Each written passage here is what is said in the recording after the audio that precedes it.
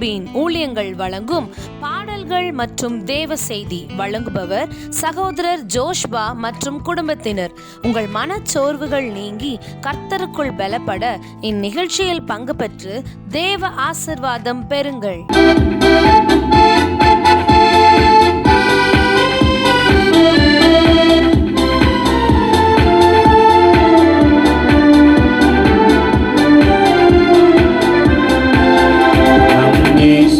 வருகை இன்று வெகு சமீபமாய் தெரிகின்றது. நம் இயேசுவின் வருகை இன்று வெகு சமீபமாய் தெரிகின்றது.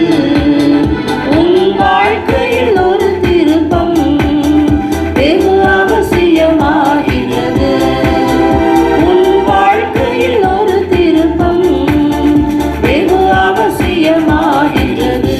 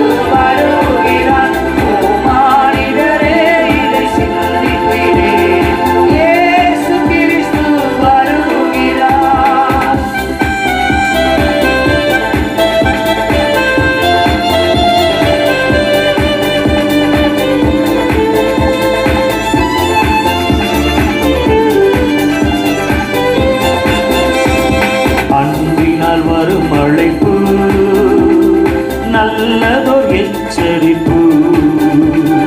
அன்பினால் வரும் அழைப்பு நல்லதோர் எச்சரிப்பு. உன் வாழ்க்கையில் ஒரு திருப்பம் மிக அவசியமாகின்றது. உன் வாழ்க்கையில் ஒரு திருப்பம் மிக அவசியமாகின்றது.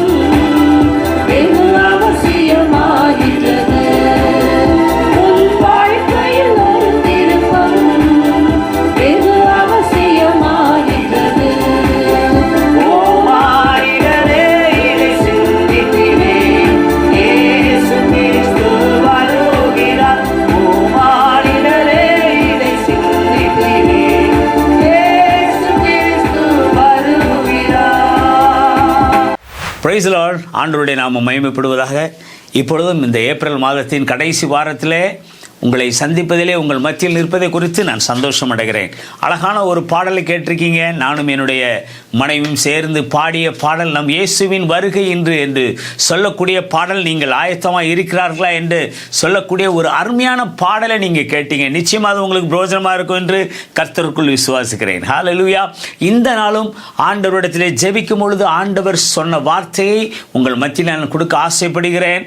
அதற்கு முன்பாக நாம் கண்களை மூடி நாம் ஜெபிப்போம். ஆண்டவரே, இந்த நாளை நீங்கள் எனக்கு ஆசீர்வாதத்தை கொடுங்கப்பா. கேட்கிற பிள்ளைகளுக்கு இது பிரோஜனமாக இருக்கட்டும். கேட்கிற வார்த்தையை நீங்கள் ஆசீர்வதிங்க. அநேகர் இதில் பயன்பட கர்த்தர் கிருபை செய்வீராக தகப்பனே. உம்முடைய வருகை குறித்தான காரியங்களிலே அவர்கள் தெளிவுற கர்த்தர் கிருபை செய்யுங்க. கேட்கிற ஒவ்வொரு பிள்ளைகளையும் என் தேவன் நீங்கள் ஆசீர்வதிப்பீராக. காத்துக்கொள்ளும் இயேசுவின் மூலம் வேண்டுகொள்கிற நல்ல பிதாவே. ஆமென். God bless you. கர்த்தர் நல்லவர். மீண்டும் ஒரு விசை உங்கள் யாவரையும் இயேசு கிறிஸ்துவின் நாமத்தினால் நான் வாழ்த்துகிறேன். ஹல்லேலூயா. இந்த வாரத்திலே மக்களுக்கு என்ன செய்தி கொடுக்க வேண்டும் என்று சொல்லி ஆண்டவரிடத்தில் நான் ஜெபித்து விட்டு கடந்து செல்லும் பொழுது கர்த்தர் எனக்கு நினைவூட்டின ஒரு காரியம், கடைசி காலத்தில் இருப்பதினாலே ஆண்டவருடைய வருகை மிகவும் சமீபமாக இருக்கிறது. ஹல்லேலூயா. கர்த்தருடைய வருகை மிகவும் சமீபம். அவர் நினையாத நாளிகையிலே வருவார் என்று சொல்லி வேதம் சொல்லுகிறது. மத்தேயு 24ஆம் அதிகாரத்திலே அவர் நினையாத நேரத்திலே வருவேன் என்று சொல்லி இருக்கிறார். எப்பொழுது வருவேன் என்று யாருக்குமே தெரியாது. அவர் பிதா ஒருவர் தான் அதை அறியக்கூடியவர். எனக்கு அன்பு கர்த்தருடைய பிள்ளைகளே, இன்னைக்கு கடைசி காலத்திலே நாம் உட்கார்ந்து கொண்டு இருக்கிறோம். கடைசி காலத்திலே நாம் இருந்து கொண்டு இருக்கிறோம்.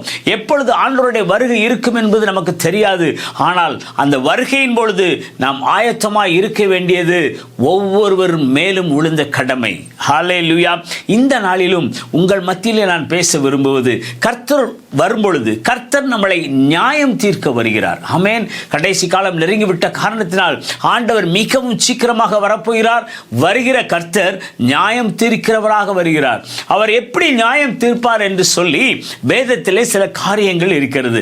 அதை நான் உங்களுக்கு வாசிக்கிறேன். நிச்சயமாக நீங்கள் கேட்டு பயனடைங்கள். மத்தேயு 25ஆம் அதிகாரம் 31ஆம் வசனத்தில் இருந்து இப்படியாக இருக்கிறது. அன்றியும் மனுஷகுமாரன் தமது மகிமை பொருந்தினவராய் சகல பரிசுத்த தூதரோடும் கூட வரும்பொழுது தமது மகிமையுள்ள சிங்காசனத்தின் மேல் வீற்றிருப்பார். தமது மகிமையுள்ள சிங்காசனத்தில் வீற்றிருந்து ஆண்டவர் நியாயம் தீர்க்கிறாரா மக்களை. எப்படி நியாயம் தீர்க்கிறார்? அப்பொழுது சகல ஜனங்களும் அவருக்கு முன்பாக சேர்க்கப்படுவார்கள். மெய்ப்பனானவன் செம்மறியாடுகளை வெள்ளாடுகளை வெவ்வேறாக பிரிக்கிறது போல அவர்களை பிரித்து செம்மறியாடுகளை தமது வலது பக்கத்திலும் வெள்ளாடுகளை தமது இடது பக்கத்திலும் நிறுத்துவார். அப்பொழுது ராஜா தமது வலது பக்கத்தில் நிற்பவர்களை பார்த்து, என் பிதாவினால் ஆசீர்வதிக்கப்பட்டவர்களே, உலகம் உண்டானது முதல் உங்களுக்காக ஆயத்தம் பண்ணப்பட்டிருக்கிற ராஜ்யத்தை சுதந்தரித்துக் கொள்ளுங்கள் என்பார். ஆமென். எப்படி ஒரு ஆடு மேய்க்கிற மேய்ப்பன் செம்மறி ஆடுகளையும் வெள்ளாடுகளையும் தனித்தனியாக பிரித்து அவன் வேலியிலே அடைக்கும்படியாக செய்கிறானோ, அதே போல் ஆண்டவர் நம் ஜனங்களை இரண்டு விதமான ஆடுகளாக நமக்கு பிரிக்கிறார். ஒன்று செம்மறி ஆடுகளின் கூட்டம், இன்னொன்று வெள்ளாடுகளின் கூட்டம். இந்த செம்மறி ஆடுகளை தனியாக பிரித்து, எப்படிப்பட்ட செம்மறி ஆடுகள் எதை குறிக்கிறது? இந்த வேதாமத்திலே சொல்லப்பட்டிருக்கிறது. அப்பொழுது ராஜா வலது பக்கத்தில் இருக்கிறவர்களை பார்த்து, என் பிதாவினால் ஆசீர்வதிக்கப்பட்டவர்களே, உலகம் உண்டானது முதல் உங்களுக்காக ஆயத்தம் பண்ணப்பட்டிருக்கிற ராஜ்யத்தை சுதந்தரித்துக் கொள்ளுங்கள் என்று சொல்லி ஆண்டவர் வலது பக்கம் இருக்கிறவர்களை பார்த்து சொல்லுவாராம். வலது பக்கம் செம்மறியாடுகள் என்று சொல்லி, இடது பக்கம் வெள்ளாடுகள் என்று சொல்லி ஜனங்களை இரண்டு பாகமாக பிரித்து விடுவார். பிரித்து விட்டு ஆண்டவர் வலது பக்கம் இருக்கிறவர்களை பார்த்து சொல்கிறார், என் பிதாவினால் ஆசீர்வதிக்கப்பட்டவர்களே, உலகம் உண்டானது முதல் உங்களுக்காக ஆயத்தம் பண்ணப்பட்ட வைத்திருக்கிற அந்த பரலோக ராஜ்யத்தை சுதந்தரிக்க வாருங்கள் என்று சொல்லி ஆண்டவர் அழைப்பாராம். ஏன் தெரியுமா அந்த மக்களை ஆண்டவர் அப்படி அழைக்கிறார்? அதற்கு ஒரு காரணம் இருக்கிறது. அடுத்த வசனம் 35. பசியாய் இருந்தேன், எனக்கு போஜனம் கொடுத்தீர்கள். தாகமாய் இருந்தேன், என் தாகத்தை தீர்த்தீர்கள். அந்நியனாய் இருந்தேன், என்னை சேர்த்து கொண்டீர்கள். வஸ்திரமில்லாது இருந்தேன், எனக்கு வஸ்திரம் கொடுத்தீர்கள். வியாதியாய் இருந்தேன், என்னை விசாரிக்க வந்தீர்கள். காவலில் இருந்தேன், என்னை பார்க்க வந்தீர்கள். ஆமென். எனக்கு அன்பு கர்த்தருடைய பிள்ளைகளே, பசியாய் இருந்தேன், எனக்கு போஜனம் கொடுத்தீர்கள். வஸ்திரம் இல்லாதிருந்தேன், எனக்கு வஸ்திரம் கொடுத்தீர்கள். வியாதியாய் இருந்தேன், என்னை பார்க்க வந்தீர்கள் என்று சொல்லி அந்த ஜனங்களை பார்த்து ஆண்டவர் சொல்லுகிறார். எனக்கு அன்பு தேவச்சனமே, இன்னைக்கு இருக்கிற காலங்களிலே அநேக ஏழை எளிய மக்கள் இருக்கிறார்கள், அநேக கஷ்டப்பட்ட ஊழியர்கள் இருக்கிறார்கள், திக்கற்ற பிள்ளைகள் இருக்கிறார்கள், வஸ்திரம் இல்லாத ஜனங்கள் இருக்கிறார்கள், அன்றாடம் உணவு இல்லாத ஜனங்கள் இருக்கிறார்கள். இந்த ஜனங்களுக்கு நாம் உதவி செய்திருக்கிறோமா? இந்த வலது பக்கம் இருக்கிற ஜனங்களை பார்த்து ஆண்டவர் இப்படி சொல்கிறாராம், நீங்க நான் வஸ்திரம் இல்லாமல் இருந்து எனக்கு வஸ்திரம் கொடுத்தீர்கள். அந்த ஜனங்கள் ஆண்டவரை பார்த்து என்ன தெரியுமா கேட்கிறார்கள்? அப்பொழுது நீதிமான்கள் அவருக்கு பிரதித்து, ஆண்டவரே, நாங்கள் எப்பொழுது உம்மை பசி உள்ளவராக கண்டோம் உமக்கு போஜனம் கொடுத்தோம், எப்பொழுது உம்மை தாகம் உள்ளவராக கண்டு உமக்கு தாகத்தை தீர்ப்போம், எப்பொழுது உம்மை அந்நியராக கண்டு உம்மை சேர்த்து கொண்டோம், எப்பொழுது உம்மை வஸ்திரம் இல்லாதவரை கண்டு உமக்கு வஸ்திரம் கொடுத்தோம், எப்பொழுது உம்மை வியாதி உள்ளவராய் காவலில் இருக்கும் கண்டு உம்மிடத்திலே வந்தோம் என்பார்கள். மக்கள் அதற்கு விவரம் தெரியாம, ஆண்டவரை எப்போ ஆண்டவரே உங்களுக்கு நாங்கள் சாப்பாடு கொடுத்தோம், ஆண்டவரை எப்போ நாங்கள் உங்களுக்கு வஸ்திரம் கொடுத்தோம், எப்போ நீங்க காவலில் இருந்தீங்க, உங்களை நாங்கள் பார்க்க வந்தோம் என்று சொல்லி அவர்கள் கேட்கும் பொழுது கர்த்தர் என்ன தெரியுமா சொல்கிறார்? அதற்கு ராஜா பிரதித்தமாக, இந்த சிறியவராகிய என் சகோதரனான இவர்களில் ஒருவனுக்கு நீங்கள் எதை செய்தீர்களோ அதை எனக்கே செய்தீர்கள் என்று மெய்யாகவே மெய்யாகவே உங்களுக்கு நான் சொல்லுகிறேன் என்று சொன்னார். ஹல்லேலூயா. இந்த சிறியரில், இந்த கஷ்டப்பட்டவனுக்கு, இந்த திக்கற்ற பிள்ளைகளுக்கு, இந்த பசியாக இருக்கிறவனுக்கு, இந்த ஆகாரம் இல்லாதவனுக்கு, வஸ்திரம் இல்லாதவனுக்கு நீங்கள் வஸ்திரத்தை கொடுக்கும் பொழுது, ஆகாரம் இல்லாதவனுக்கு நீங்கள் ஆகாரத்தை கொடுத்து அவனுடைய போஜனத்தை, அவனுடைய பசியை நீக்கும் பொழுது, காவலிலே கஷ்டப்பட்டு இருக்கிறவனை கண்டு நீங்க அவனுக்கு ஆறுதல் சொல்லி, இயேசு உன்னை நேசிக்கிறார் ஐயா, இயேசு உனக்கு சுகம் தருவார், கவலையப்படாதே, மருத்துவத்தில் இருக்கிற, ஆஸ்பத்திரியில் இருக்கிற பிள்ளைகளை பார்த்து இயேசு உனக்கு சுகம் தருவார் என்று சொல்லி நீங்கள் அவர்களை தேற்றும் பொழுது ஆண்டவர் சொல்லுகிறார், அது எனக்கு செய்தீர்கள் என்று சொல்லி. ஆமென். எபிரேயர் 13ஆம் அதிகாரம் 2ஆம் வசனம் இவ்வாறாக சொல்லுகிறது, அந்நியரை உபசரிக்க மறவாதிருங்கள், அதனாலே சிலர் தேவ தூதரையும் உபசரிப்பது உண்டு. அதே 16ஆம் அதிகாரம், அன்றியும் நன்மை செய்யவும் தான தர்மம் பண்ணவும் மறவாதிருங்கள், இப்படிப்பட்ட பலிகளின் மேல் தேவன் பிரியமாயிருக்கிறார். எனக்கு அன்பு கர்த்தருடைய பிள்ளைகளே, அந்நியரை உபசரிக்க மறவாதிருங்கள், அப்படி செய்யும் பொழுது நீங்கள் தேவ தூதரையும் உபசரிக்க நேரிடுமே என்று சொல்லி. எனக்கு அன்பு தேவச்சனமே, இன்னைக்கு எத்தனை பேருக்கு நாம் இன்னைக்கு உதவி செய்கிறோம்? உங்களுக்கு ஆண்டவர் இந்த நாளிலே சொல்லுகிற காரியம் என்னவென்றால், கஷ்டப்பட்ட பிள்ளைகளுக்கு நீங்கள் உதவி செய்யுங்கள். ஆஸ்பத்திரியிலே கஷ்டப்பட்டு கிடக்கிற பிள்ளைகளுக்கு நீங்கள் போய் உதவி செய்யுங்கள். அநேகர் ஆஸ்பத்திரி ஊழியம் செய்கிறார்கள், நீங்கள் அப்படிப்பட்டவர்களுக்கு உதவி செய்யுங்கள். வஸ்திரம் இல்லாதவர்களுக்கு நீங்கள் வஸ்திரம் கொடுங்கள். உங்களால் முடிந்த அளவு நீங்கள் மற்றவர்களுக்கு தானம் தர்மம் செய்யுங்கள். இதை செய்யும் பொழுது அது யாருக்கு செய்கிறது தெரியுமா? கர்த்தருக்கு செய்வது போல. ஆமென். இந்த சிறியவராகிய ஒருவனுக்கு எதை செய்தீர்களோ அதை எனக்கே செய்தீர்கள் என்று சொல்லி ஒரு சம்பவத்தை நான் உங்களுக்கு மத்தியிலே சொல்கிறேன். நான் அடிக்கடி வாக்கிங் போவது உண்டு.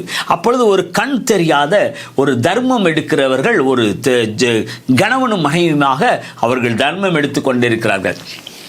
அப்பொழுது ஆண்டவரின் உள்ளத்திலே பேசுகிறார், இவருக்கு போய் நீ சாப்பாடு வாங்கி கொடு, ஆகாரம் வாங்கி கொடு என்று சொல்லி. நான் வாக்கிங் போயிட்டு இருந்தவன் என்னுடைய வாக்கிங்கை நிறுத்திவிட்டு நேராக கடைக்கு போய் அவர்களுக்கு தேவையான உணவுகளை எல்லாம் வாங்கி கொண்டு அவர்களிடத்திலே கொண்டு போய் நான் கொடுத்தேன். கொடுத்து விட்டு சொன்னேன், நீங்கள் யார் என்று அவரிடத்திலே விசாரித்து அவர்களுக்கு ஆண்டவரை பற்றி சொல்லிவிட்டு அந்த உணவை கொடுத்தவுடன் அவர் கண்களிலிருந்து கண்ணீர் வந்தது. அவர் சொன்னார், ஐயா, நான் சாப்பிட்டு 2-3 நாளாகிறது ஐயா, யாரும் எங்களுக்கு சாப்பாடு வாங்கி தரவும் இல்லை, எங்களால் போய் வாங்கவும் முடியவில்லை, தண்ணீரை குடித்துவிட்டு என்ன செய்வதென்று தெரியாதபடி நாங்கள் வந்து கொண்டு இருந்தோம் ஐயா, நீங்கள் எனக்கு சாப்பாடு வாங்கி கொடுத்தீர்கள் ஐயா, நீங்க நல்லா இருக்கணும்னு சொல்லி அவர் வாழ்த்தி விட்டு சென்றார். எனக்கு அன்பு கர்த்தருடைய பிள்ளைகளே, உங்கள் கண் பார்க்கும்படியாக யார் இப்படிப்பட்ட சூழ்நிலையில் இருந்தாலும் உங்களால் முடிந்த உதவிகளை நீங்க அவருக்கு செய்யுங்கள். ஆமென். ஆடை இல்லாதவர்கள் அநேக பேர் உண்டு, திக்கற்ற பிள்ளைகள் அநேக பேர் உண்டு. நீங்கள் அப்படி செய்யுங்கள். இந்த கொரோனா காலத்திலே ஆண்டவருடைய கிருபையினால் அநேகருக்கு உணவு கொடுக்கும்படியாக கர்த்தர் எங்களை வழிநடத்தினார். அநேகருக்கு கொடுத்தோம், ஆண்டவர் எங்களை ஆசீர்வதித்தார். அது மாத்திரம் அல்லாதபடி அவருடைய போஜனங்களுக்கு கொடுக்கும்படியாக கர்த்தர் எங்களுக்கு கிருபை செய்தார். எனக்கு அன்பு கர்த்தருடைய பிள்ளைகளே, திக்கற்று பிள்ளைகள், விதவைகளுக்கு நீங்கள் உதவி செய்யுங்கள். ஏழை எளிய ஊழியக்காரர்களுக்கு உதவி செய்யுங்கள். பெரிய பெரிய ஊழியக்காரங்கள் அநேகர் உண்டு, அவர்களுக்கு நீங்க உதவி செய்யுங்க, செய்யாமல் இருங்கலாம் கிடையாது. ஆனால் நீங்கள் கஷ்டப்பட்ட ஊழியர்களுக்கு கண்டிப்பாக செய்ய வேண்டும். எத்தனையோ கிராமங்களிலே ஏழை மிகவும் கஷ்டப்பட்டு, ஒரு போதகருடைய சாட்சியை நான் வாசிக்கும் பொழுது அவர் சொன்ன காரியம் மிகவும் திகிலடைய செய்தது. அவர் மாலை நேரங்களிலே வேலைக்கு செல்வாராம். எங்க தெரியுமா? பஸ் கம்பெனிக்கு. அந்த பஸ் கம்பெனியில போய் ஒவ்வொரு வாகனத்தையும் அவர் கழுவி விடுவாராம். கழுவி விடுறதுல கிடைக்கிற பணத்தை வைத்து அவர் செலவுகளை பார்த்து கொள்வாராம். இன்னொரு சகோதரன் எனக்கு தெரிந்த ஊழியர் உண்டு. குடும்பமாக அவர்கள் ஆடு மேய்த்து கொண்டிருக்கிறார்கள், கோழி வளர்க்கிறார்கள், மற்றபடி செடிகள் வளர்த்து முருங்கைக்காய், இன்று பல காய்கறி தோட்டங்களை வைத்து அவர்கள் வியாபாரம் செய்து அதையும் தன்னுடைய போஜனத்துக்காக வைத்துக் கொண்டு, இப்படி அநேக ஏழை எளிய ஊழியர்கள் உண்டு. அவர்களை பார்த்து நீங்கள் உதவி செய்யுங்கள். கர்த்தருடைய நீங்கள் செய்கிற தான தர்மங்கள் அது அந்த பரலோக ராஜ்யத்தை போய் எட்டும். ஆமென், ஹல்லேலூயா. ஆசீர்வதிக்கப்பட்ட ஊழியர்களுக்கு நீங்கள் செய்வதை பார்க்கிலும் கஷ்டப்படுகிற ஊழியர்கள் அநேகம் உண்டு. அநேக கிராமங்களிலே மிஷனரிமார்கள், அநேக மிஷனரிமார்கள் உண்டு. கால்நடையாய் நடந்து ஒவ்வொரு இடமாய் சென்று ஊழியத்தை செய்கிற அநேக மிஷனரிமார்கள். இந்த மிஷனரிமார்களை பார்த்து நீங்கள் உதவி செய்யுங்கள். அவருக்கு தேவையான பணங்களை கொடுங்கள், உணவுகளை கொடுங்கள், ஆடைகளை கொடுங்கள். அவர்களுக்கு செய்கிற ஒவ்வொரு உதவிகளும் வேதம் சொல்லுகிறது, ஏழைக்கு இறங்கிறவன் கர்த்தருக்கு கடன் கொடுக்கிறான். கர்த்தருக்கு கடன் கொடுத்தார், அவர் சும்மா இல்லைங்க, கடன் கொடுத்ததை அவர் திருப்ப கொடுப்பார். ஹல்லேலூயா. ஏழைக்கு இறங்கிறவன் கர்த்தருக்கு கடன் கொடுக்கிறான், கர்த்தர் அவனுக்கு அதை திரும்ப தருவார் என்று சொல்லி நீதிமொழிகள் இருக்கிறது. எனக்கு அன்பு கர்த்தருடைய பிள்ளைகளே, பிள்ளைகளுக்கு உதவுவதிலே நீங்கள் ஜாக்கிரதையாக இருங்கள், மனப்பூர்வமாய் உதவுங்கள்.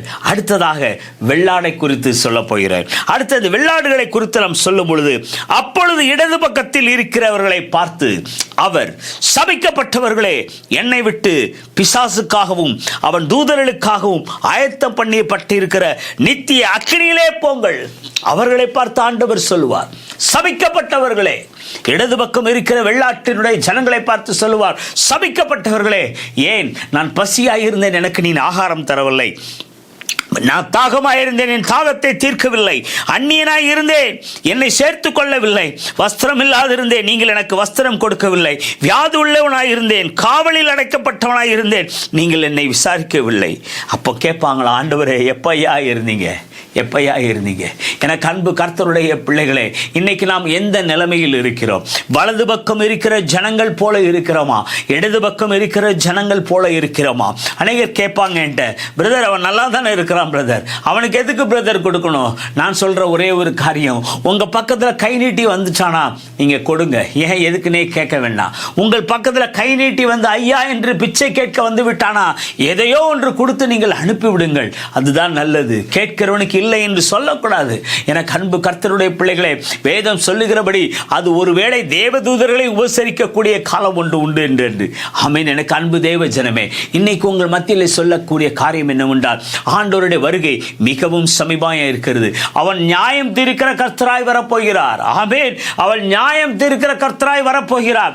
இருக்கிற ஜனங்களை தனியாக பிரித்து வலது பக்கம் இடது பக்கம் என்று சொல்லி, செம்மறி ஆடுகள் வெள்ளாடுகள் என்று சொல்லி மேய்ப்பன் எப்படி பிரிக்கிறானோ அதே போல நம் தேவன் நம்மளை இரண்டாக பிரித்து வலது பக்கம் இருக்கிறவர்களை பார்த்து, நீங்கள் ஆசீர்வதிக்கப்பட்டவர்களே, உங்களுக்காக ஆயத்தம் பண்ணி இருக்க பரலோக ராஜ்யத்துக்கு வாருங்கள் என்று சொல்லுவார். இடது பக்கம் இருக்கிற பார்த்து, சபிக்கப்பட்டவர்களே என்று சொல்லுவார். இந்த கூட்டத்தில் நாம் எந்த கூட்டத்தில் இருக்கிறோம் என்பதை நீங்கள் யோசித்து பாருங்கள். நான் அடிக்கடி சொல்வது உண்டு, உங்களுடைய கிறிஸ்துமஸ் வருகிறதா, உங்களுக்கு தெரிந்தவர்களுக்கு, கஷ்டப்பட்டவர்களுக்கு நீங்க ஆகாரம் கொடுங்க, நல்ல உடைகளை எடுத்துக் கொடுங்க.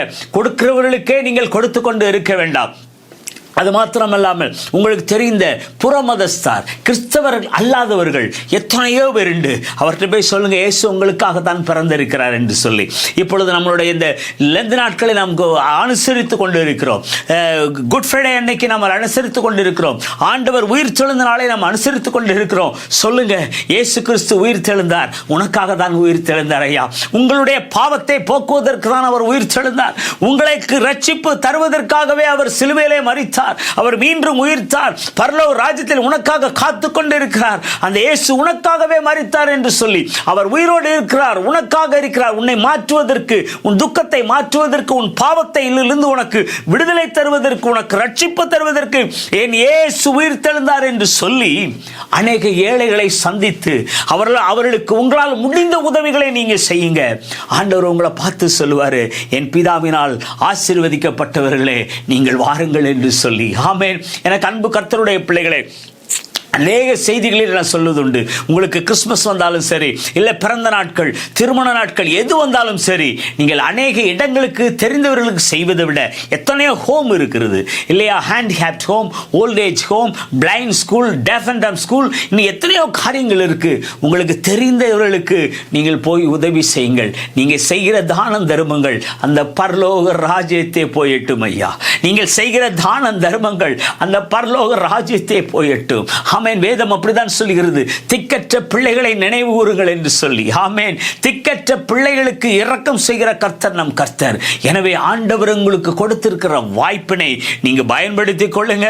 தான் வயிறு நிரம்பினா போதாது என்று இருக்காதபடி நீங்க ஒவ்வொரு நாளும் நீங்கள் பண்டிகைகளை கொண்டாடும் பொழுது நீங்க ஏழைகளை நினைத்துக் கொள்ளுங்கள், திக்கற்ற பிள்ளைகளை நினைத்துக் கொள்ளுங்கள், ஏழை எளிய ஊழியர்களை நினைத்துக் கொள்ளுங்கள். அவர்களுக்கு உங்களுக்கு முடிந்த அளவு நீங்கள் உதவி செய்யுங்கள். கர்த்தர் உங்களை பார்த்து சொல்லுவார், என் பிதாவினால் ஆசீர்வதிக்கப்பட்டவர்களே, என் பிதாவினால் ஆசீர்வதிக்கப்பட்டவர்களே, உலகம் உண்டானது முதல் உங்களுக்காக ஆயத்தம் பண்ணப்பட்டிருக்கிற பரலோக ராஜ்யத்தை நீங்கள் சுதந்தரித்துக் கொள்ளுங்கள் என்று சொல்லி ஆண்டவர் உங்களை பார்த்து அழைப்பார். எனக்கு அன்பு கர்த்தருடைய பிள்ளைகளே, இன்னைக்கு நீங்க எந்த நிலைமையில இருக்கீங்கன்னு யோசித்து பாருங்க.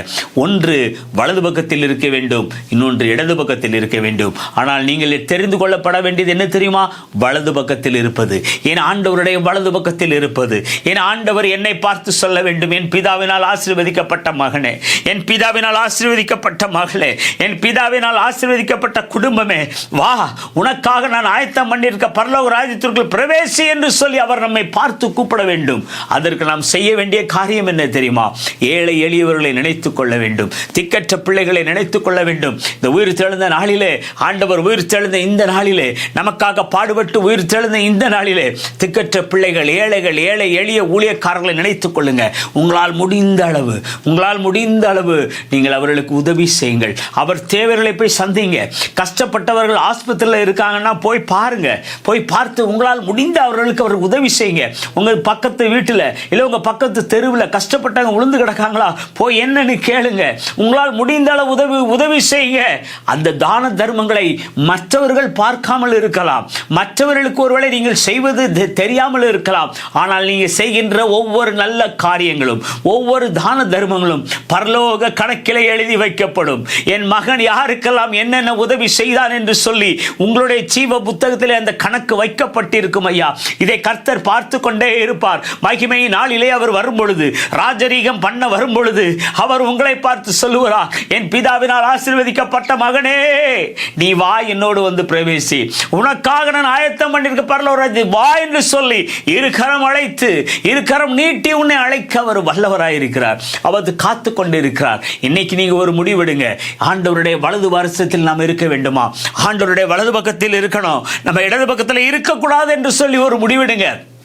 இதுவரை எப்படி எனக்கு தெரியாது, ஆனால் இன்றைக்கு ஆண்டவர் இந்த வார்த்தையை சொன்னதனால் உங்கள் மத்தியிலே சொல்கிறேன். நீங்கள் ஆண்டவருடைய வலது பக்கத்தில் இருந்து கர்த்தருக்கு பிரியமுள்ள பிள்ளைகளாக இருந்து எல்லோரையும் நேசிக்கக்கூடிய பிள்ளைகளாக இருக்க உங்களை நான் அன்போடு கேட்டுக்கொள்கிறேன். ஆமென். கர்த்தர் நல்லவர். இந்த வார்த்தையை கேட்ட உங்கள் ஒவ்வொருவரையும் ஆண்டவர் ஆசீர்வதிப்பார். இன்னைக்கு நீங்கள் எடுக்க வேண்டிய முடிவு என்னவென்றால், ஆண்டவருடைய வலது பக்கத்தில் நான் இருக்க போகிறேன், இன்னைக்கு நான் அநேகருக்கு நான் உதவி செய்ய போகிறேன் என்று சொல்லி நீங்கள் செய்யுங்க. நான் பெருமைக்காக சொல்லவில்லை, உங்களுக்கு ஒரு ஆலோசனையாக நான் இதை சொல்கிறேன். வருடம் முழுவதும் ஒவ்வொரு நாட்களும் எங்களுக்கு கிடைக்கிற பணங்களை நாங்கள் சேர்த்து வைப்போம். அது மாத்திரமல்லாமல் என்னுடைய பிள்ளைகளும் அவர்கள் கொடுக்கின்ற பணங்களை, அவர்கள் தருகின்ற பணங்களை நாங்கள் சேர்த்து வைத்து வருடம் கடைசியிலே டிசம்பர் மாதத்திலே கிறிஸ்துமஸ் தினத்திலே அநேக ஏழை எளிய ஊழியர்கள், ஏழைகளுக்கு உதவி செய்யும்படியாக கர்த்தர் எங்களை ஆசீர்வதித்து வைத்திருக்கிறார். எனக்கு அன்பு கர்த்தருடைய பிள்ளைகளே, இது நான் உங்களுக்கு ஒரு ஆலோசனையாக சொல்கிறேனே தவிர பெருமைக்காக என்று நினைக்க வேண்டாம். நீங்களும் இதே போல செய்யலாம். டெய்லி செய்ய முடியாவிட்டாலும் கொஞ்சம் பணங்களை சேகரித்து வைத்து ஒரு குறிப்பிட்ட நாளிலே இப்படிப்பட்ட ஜனங்களுக்கு நீங்கள் உதவி செய்யுங்கள். நீங்கள் செய்கிற தான தர்மங்கள் ஆண்டவருடைய கணக்கிலே எழுதப்படும் என்று சொல்லி, எனக்கு அன்பு கர்த்தருடைய பிள்ளைகளே, இந்த நல்ல நாளிலே இந்த காரியத்திலே நீங்கள் ஆண்டவர் உங்களை ஆசீர்வதிப்பார். அநேகருக்கு நீங்கள் தானம் தர்மம் செய்து ஆண்டவருடைய வருகையும் போது அவர் மகிமை பொருந்தினவராய் வரும்பொழுது அவருடைய வலது பக்கத்திலே நின்று அந்த பரலோக ராஜ்யத்தை சுதந்தரிப்பதற்கு நீங்கள் ஆயத்தமாய் இருங்கள். கர்த்தர் உங்களை ஆசீர்வதிப்பார். ஜெபம் பண்ணுவோமா? ஆண்டவரே, இந்த பிள்ளைகளை ஆசீர்வதிங்கப்பா. கேட்கிற பிள்ளைகள் ஒவ்வொருவரையும் ஆசீர்வதிப்பீராக. ஏசப்பா, இதுவரை எப்படியும் தெரியாது, ஆனால் இந்த கேட்டதற்கு அப்புறம் இந்த பிள்ளைங்க தகப்பனை உங்களுடைய பரலோக ராஜ்யத்தை வருவதற்கு தங்களை ஆயத்தப்படுத்துவதற்காக ஏழை எளிய திக்கற்ற பிள்ளைகளுக்கு உதவக்கூடிய கரங்களை நீர் பிள்ளைகளுக்கு கொடுப்பீராக. ஆண்டவரே, அதற்கு உண்டான காரியங்களை நீங்க செய்யுங்கப்பா. பண வசதிகளை கொடுங்க, அவர்களை உயர்த்துவீராக. ஆண்டவரே, தொலைக்காட்சி மூலமாக யூடியூபில் கேட்கிற ஒவ்வொரு பிள்ளைகளையும் ஆசீர்வதிங்க, அவர்களை உயர்த்தும். ஆண்டவர், அநேகர்களுக்கு அவர்கள் உதவி செய்யும்படியாக அவர்களை நீர் ஆசீர்வதிப்பீராக. பலப்படுத்தும், வழிநடத்தும். இயேசுவின் மூலம் வேண்டுகொள்ளும் நல்ல பிதாவே. கர்த்தர் உங்களை ஆசீர்வதிப்பார். இது பிரோஜனமாக இருக்கும் நம்புகிறேன். கர்த்தருக்கு நீங்கள் அநேகருக்கு இதை ஷேர் பண்ணுங்க. கர்த்தர் உங்களை ஆசீர்வதிப்பார். அநேகருக்கு உதவி செய்யுங்கள். கர்த்தர் உங்கள் பெயரை ஜீவ புஸ்தகத்தில் எழுதுவார். ஆமென். God bless you. தொடர்புக்கு 9791943354 மற்றும் 9443186521. மேலும் தொடர்புக்கு நம்பர் 12 ஜெபமாளிகை தெரு, பாளையங்கோட்டை, திருநெல்வேலி மாவட்டம். மாலை 8:30 மணி அளவில் ஜீவன் காஸ்பல் டிவி மற்றும் அதன் யூடியூப் சேனலிலும் செருபம் மினிஸ்ட்ரீஸ் யூடியூப் சேனலிலும் கண்டு தேவ ஆசீர்வாதம் பெறுங்கள்.